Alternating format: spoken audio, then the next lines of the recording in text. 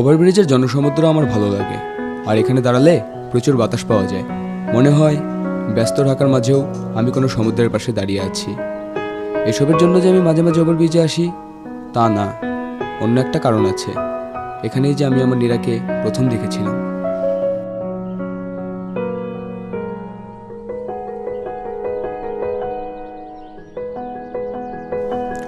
অদ্ভুত সুন্দর একটা মেয়ে আনমনে আমার দিকে হেঁটে আসছে। ফোনে ব্যস্ত থাকার পরেও পা দুটোকে আর চালাতে পারিনি। থমকে দাঁড়িয়ে অপূর্ব প্রতিমাটাকে দেখছিলাম। মনে মনে ভাবছিলাম আমি পেয়ে গেছি।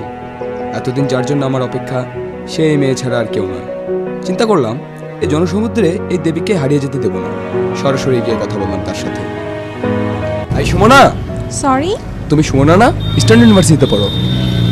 না, আমি নীরা, আমি ব্র্যাক ইউনিভার্সিটিতে পড়ি। ও মিস্টেক, আমি দীপ। ও, এই হলো প্রথম কথোপকথন। যদিও একটু মিথ্যার আশ্রয় নিয়েছিলাম, ব্যাপার না।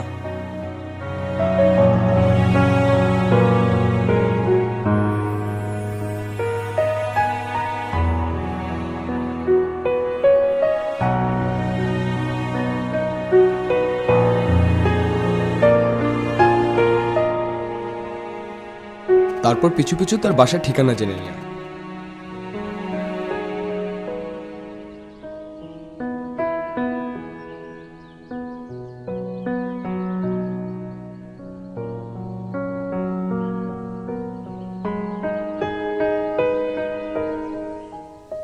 তার পরের দিন নীরার সাথে কথা বলা।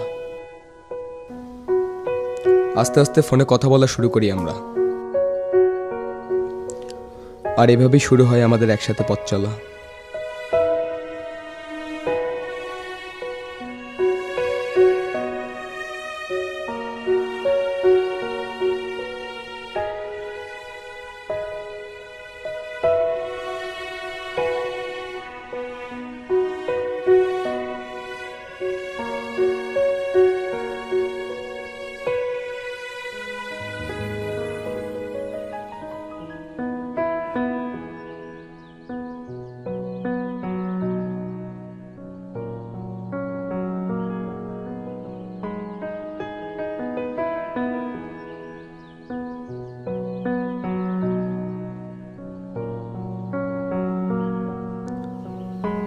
দুটো প্রাণ কেমন এক হয়ে গিয়েছিল, কিন্তু ভাগ্য সবসময় আমার প্রতিদ্বন্দ্বী।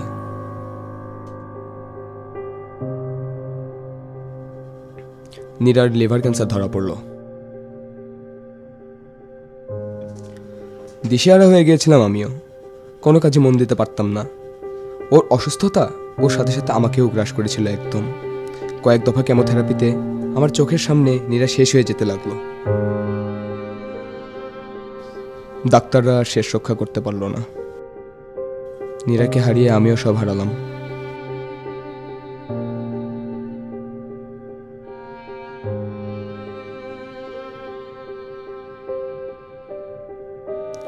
মানুষ বলে আমি নাকি পাগল হয়ে গেছি। কই, আমার তো তা মনে হয় না। দিব্যি খাচ্ছি, ঘুমোচ্ছি। পাগল ভেবে ডাক্তারও দেখিয়েছিল। কি একটা অবস্থা বলুন তো। জানেন, এখনো আমার স্বপ্নে নীরা আসে। সারাদিন গল্প জমিয়ে রাখি রাত হলে নীরাকে শোনাবো বলে। মেয়েটাও অনেক মজার, কি যেসব অদ্ভুত রকমের মজার কথা বলে। মাঝে মাঝে ওভার ব্রিজটাতে আসি, অনুভব করি নীরাকে আমার পুরোটা সত্তা জুড়ে। চোখের সামনে দেখতে পাই অদ্ভুত সুন্দর একটা মেয়ে আমার দিকে হেঁটে আসছে। সেদিন কি হয়েছে জানেন?